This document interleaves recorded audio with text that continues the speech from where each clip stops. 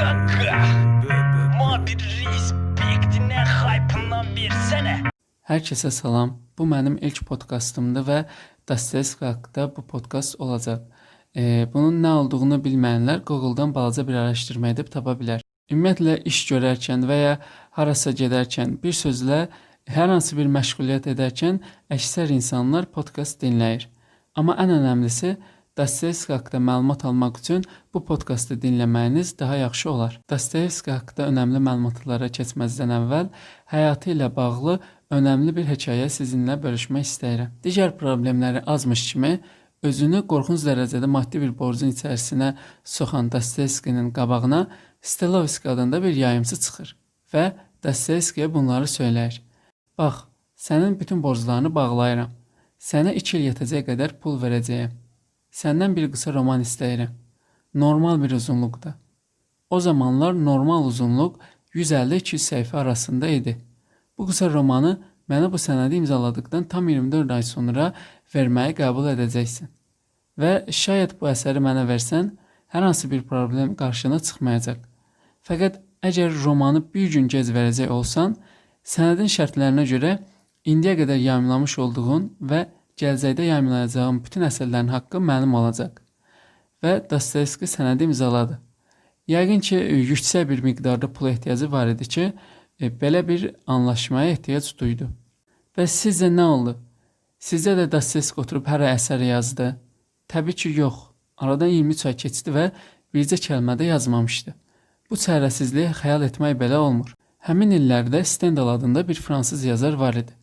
Onun haqqında danışacaq olsam, Rus ədəbiyyatına olduqca təsir olmuşdur. Tolstoy deyir ki, Stendhal Parma monastırı əsərini yazmamış olsaydı, özünün Savaş və Barış adlı əsərini mövcud şəkli ilə əsla qələmə alamayacaqdı. Yəqin ki, bilirsiniz, Savaş və Barış 2 cilddən ibarət çox uzun bir əsərdir və bunu yazmaq həqiqətən Tolstoy üçün çox çətin olacaqdı. Bu, Tolstoy tərəfindən olduqca böyük bir tərifdir. Stendhal özünün bəlkə də ən yaxşı romanı alan, Tolstoy tərəfindən də göstərilən Parma monastırını diktə etdirmə üsulu ilə yazmışdı. Stendhal bu romanı gündə 24 səhifə oxuyub diktə etdirmişdi. Dostoyevskiyə sən niyə yoxlamırsan dedilər. İtirəcək nəyi var idi ki? Təbii ki, bunu da qəbul etdi. Gənc qadınların stenografi yazma edərək stenoqraf olmağı öyrəndikləri bir diktə etdirmə məktəbi o vaxt Rusiyada mövcud idi. O günlərdə bu Rusiya üçün yeni bir şey idi. Ən istedadlı şagirdlərə sahiblərdi. İsveç əsilli gənc bir qadın olan Anna Grigoryevna Dostoyevskiyə gəldi. Dostoyevski düşünür.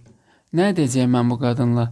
Ay Allah, indi şübhəsiz bir qismi radikal, bir qismi feministdir. Fəqət sonunda həmin gün gəldi. Dostoyevski əsərini diktə etdirməyə başladı və tam günü gələndə bitirdi. Dostoyevski əsəri Stilovskiyə götürdü. Stilovski də təbii ki, axmaq biri deyildi. Nələr olub bitdiyinin fərqində idi. Dostoyevski əsəri təslim etməsin deyə Stilovski o gün ofisini bağlamışdı və onlar da romanı o günlərdə notarius binasının polis şöbəsinə götürdülər.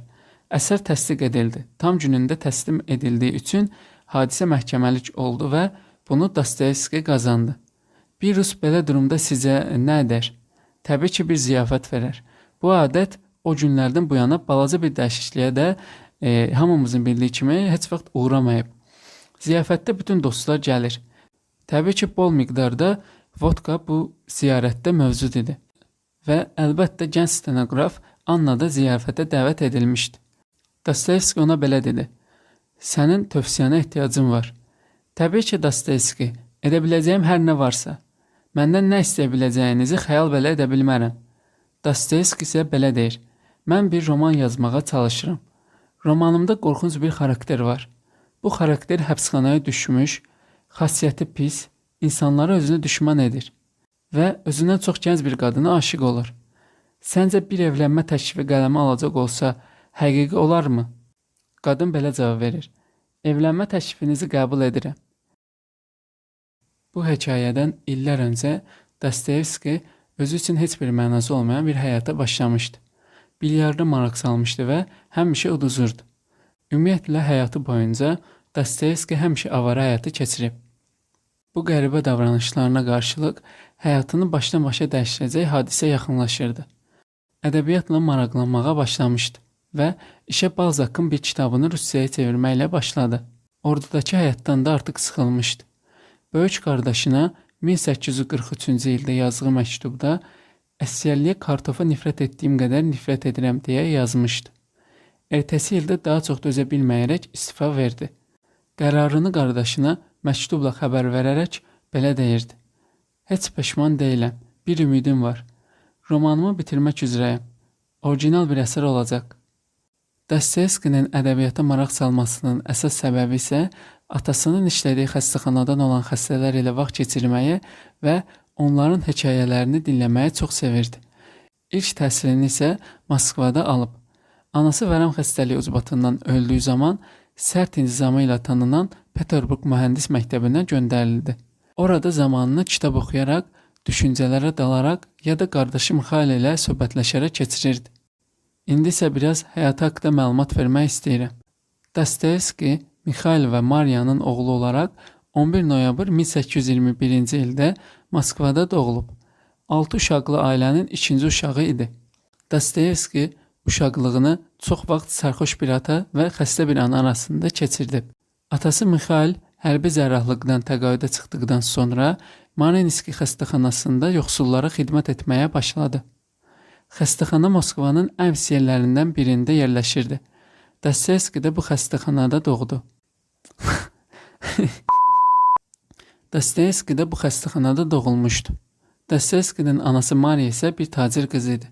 Atası Mikhail olduqca sərt bir adam idi.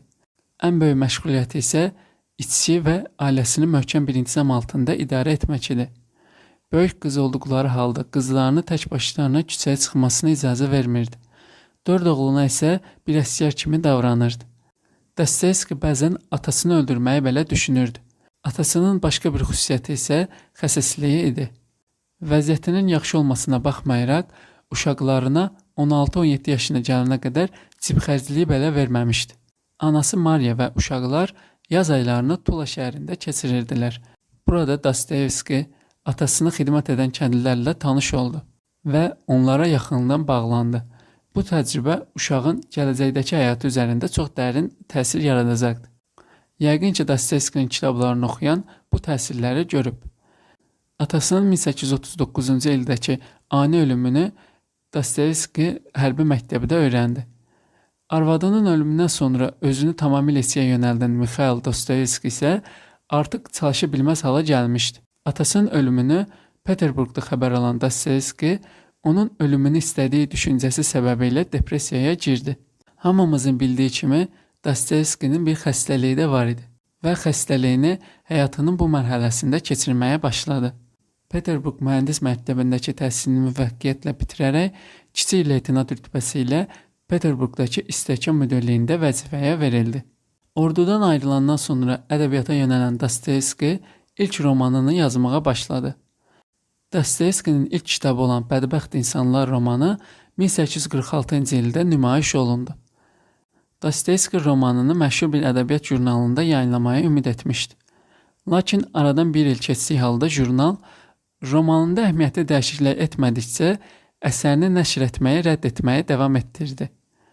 O da istənilən dəyişikliyi etmək əvəzinə əsərini özü nəşr etməyi qərarlaşdırdı və qazanacağı pulla borclarını bağlaya biləcəyi ümidi ilə 1846-cı ildə Bədbəxt İnsanları nəşr etdi. Kitabı oxuduqdan sonra zamanın usta tənqidçilərindən biri ona bu məktubu göndərdi. Siz problemin ruhunun ən dərinlərinə getmiş və bir neçə xəttdə böyük bir gerçəyi ortaya qoymusunuz. Sizdən xahiş edirəm, qabiliyyətinizi qiymətləndirin və ona qarşı həmişə dürüst olun. Beləcə böyük bir yazar ola bilərsiniz. Məşhur tənqidçi Belinski romanı oxuduqdan sonra Dostoyevskiyə gələcəkdə böyük bir yazar olacağına dair tərif dolu sözlər söylədi. Şair Nikolay Neksarov Dostoyevski haqqında yeni bir Gogol doğuldu deyə danışdı. Dostoyevski bir gün içində şöhrətinin zirvəyə çatdığını gördü. Böyük qardaşına hər şey sanki bir möcüzə kimi oldu deyirdi. Lakin şöhrətə qovuşduqdan sonra yaxşıca lovğalaşaraq özünə heyran olan insanlara Sərt şəkildə davranan Dostoyevskinin bu hərəkəti kasıb təbəqədən gəldiyi üçün lağ edilməsinə və gözdən düşməsinə səbəb oldu. Bədbəxt insanların sürətli gələn müvəqqətindən sonra durğun və müvəqqətsiz bir dövr keçirdi.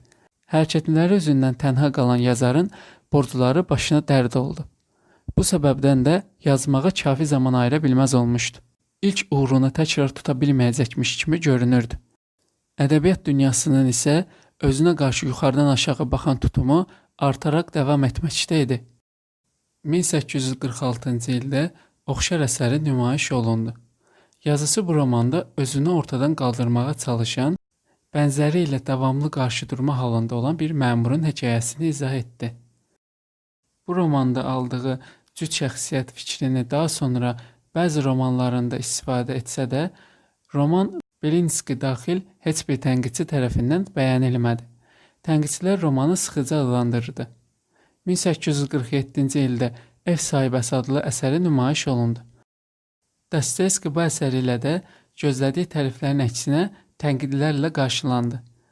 Ancaq yazıçılığı buraxmayan Dostoyevski 1848-ci ildə Bəyaz Gecələr və Bir Kövrək Ürəkli adlı kitablarını nəşr etdirdi. Son kitabları yazıçıya etibarını yenidən qazandırsa da, gözlədiyi uğuru əldə edə bilməyən Dostoyevski yazıçılıqdan ümidini itirdi və siyasətlə maraqlanmağa başladı. Gənc liberalların qrupuna girdi. Bundan 3 il sonra, yəni 1849-cu ildə dövlət əleyhindəki sui-qəsdə qarışığı iddiası ilə Çarlıq polisi tərəfindən yatağında həbs olundu. Qrupun digər 20 üzvü ilə birlikdə 22 dekabrda gülləyə düzülmək üzrə Semyonevski sahəsinə aparıldı. Həmin anda bəxt üzünə güldü və Çar tərəfindən verilən qərar ilə digər 8 məhbus yoldaşı ilə bağışlanıldı. Cəzası 4 il kürək, 6 ildə adi həbsə çevrildi. Cəzasını çəkməsi üçün Sibirdə olan həbsxanaya göndərildi. Orada olduğu dövrdə ona yazmağa icazə vermirdilər. Kitab olaraq isə təkcə İncil var idi. Burada keçirdiyi 4 ildən sonra yenidən ona rütbə verildi və zabitliyə qədər yüksəldi. 1857-ci ildə Mariya Dimitriyevna İsayeva ilə evləndi. 5 il boyunca vəzifəsini yerinə yetirən Dostoyevski 1859-cu ildə azad edildi. Ordudan təxris ediləndən sonra Moskva xaricində kiçik bir yerdə qalmağa məcbur edilən Dostoyevski azadlığına qovuşduqdan sonra Peterburqa döndü. Qardaşı Mikhail və yoldaşı ilə birlikdə Vremya, yəni Zaman və sonra da Epoha, yəni ki Dövr adlı jurnallarını hazırladı. Bu jurnallarda slavçı düşüncəni müdafiə etdiyini ifadə edən yazılar yazdı. Alçadılmış və təhqir olunmuşlar və Ölü evdən qeydlər kitabları ilə yenidən tanındı. Bu kitabları o dövrdəki hakimiyyətdə olan Aleksandra verəndə o qədər təsirləndi ki, ölkədəki kəndlilər sistemini qaldırdı və minlərlə kəndli azad oldu. Bundan sonraki illərdə isə Dostoyevskinin arvadı vərəmə tutulmuş Tver şəhərinə geri dönmüşdü. Bu şəhər Sibirdə yerləşirdi. Dostoyevski bundan faydalanıb ilk dəfə xaricə çıxdı. 1862-ci ildə Paris, London və Cenevrəni ziyarət etdi. 1863-cü ildə də Romaya keçdi. Ardından Almaniya və Danimarkanı da gəzdi. 1864-cü ildə, yəni arvadının vərəmə tutulmasından 2 il sonra arvadı, böyük qardaşı Mikhail, dostu və həmkarı Apollon Grigoryevi itirdi. 1862 və 1863-cü illər arasında Avropaya birlikdə getdiyi yoldaşı Paulina Suslovla evlənərək ilk bədbəxt evliliyini unutmağa çalışdı. Ancaq Paulina verdiyi sözdən daşındı. Bu sırada Dostoyevski cinayət və cəza üzərində çox möhkəm bir şəkildə çalışırdı və fikrini dağıtmamaq üçün başqa bir şəhərə getmişdi. Paulina da bundan bəhanə edib aralarındakı əlaqəni kəsdi. Dostoyevskinin Wiesbaden'də olduğu vaxt gizlindən qeydlər nəşr olundu. Yeni bir dahilik ortaya çıxırdı və bu tənqidçilərin ciddi şəkildə maraqlarını cəlb etməyə başlamışdı. Bu zamanlar böyük qardaşı Mikhailin arxasında buraxdığı borcları da boynuna götürən Dostoyevski yeni maliyyə problemləri yaşayırdı. Cinayət və cəza 1866-cı ildə hissələr halında nəşr olundu. Bu səbəblə borclarından xilas ola bilər maddi baxımdan bolluğa qovuşa bilərdi. Lakin bunun yerinə daha da pis vəziyyətə düşdü. Kitabı müxtəlif reaksiyalarla qarşılandı.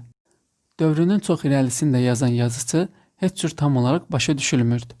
Dostoyevski bu əsərində bir Rusiyalısı olan Raskolnikovun etdiyi cinayəti və vicdanı ilə hesablaşmasını qələmə almışdı. Yazısı kiçik bir otel otağında və pis bir vəziyyətdə bu əsəri tamamlamışdı. Yenidən borclanan və qumarxanalarda gəzməyə başlayan Dostoyevskinin həmin vaxt bir qız uşağı oldu. Ancaq qız çox yaşaya bilmədi və doğulduqdan qısa müddət sonra öldü. Dostoyevski də buna görə böyük bir sarsıntı keçirdi. Arvadı əlindən gəldiyincə ərinə kömək edirdi. Yazıcının yalnız kitablarına adaptasiya olması üçün borc verənlərlə və səsküyçü qohumları ilə Anna başa çıxırdı. Freuda görə qumar oynama səbəbi isə öz-özünü cəzalandırmaq idi. Yazıcının ölümü isə belə oldu. 25 yanvar 1881-ci ildə ciyər qanaması ilə yenidən yatağa düşdü. Artıq zamanının çox qalmadığı aydın olmuşdu. Son nəfəsini verənə qədər ağlı başında qaldı və 28 yanvar axşam saat 9-un yarısı vəfat etdi. Hal-hazırda dünyanın dörd bir yanından Dostoyevskinin yaşadığı ev insanlara muzey kimi açıqdı. Ölümündən sonra kitablar böyük sürətlə nəşr olundu. Yalnız Dostoyevski üçün 31 yanvar 1881-ci ildə təşkil edilən dəfn mərasimində təxminən 30 min adam tabutun arxasında getdi. Dünya ədəbiyyatını ən çox təsir edən və ən çox oxunan yazıçılardan biri olan Dostoyevskinin əsərləri bir çox 20-ci əsr yazıçılarının fikirlərinə dərindən təsir etmişdi. Virginia Woolf, Friedrich Nietzsche, Alberto Moravia, Karl Bukowski, Marcel Proust, Sigmund Freud, Franz Kafka, Orxan Pamuk və Lev Tolstoy kimi bir çox yazıçıların əsərlərinə işıq tutdu. Friedrich Nietzsche, o mənim psixanaliz haqqında bir şeylər öyrəndiyim yeganə insandır. O mənim həyatımın ən böyük sevincidir sözlərini söyləmişdi. Videonu sevdinizsə, kanala abunə olub like atmayı unutmayın. Videoda verdiyim məlumatlar bir neçə qaynaq tərəfindən təsdiqlənmiş məlumatlardır. Buna rəğmən hansısa əlavəniz və ya fikriniz varsa, şərh bölməsində yaza bilərsiniz. Bu onun şəhərə birinci gəliş. Bundan qabaq bulvarda ad qoy böyük əriş. Sıxır yenə problem və məişət. Rayondakı ailəsinə pul lazım dəhşət.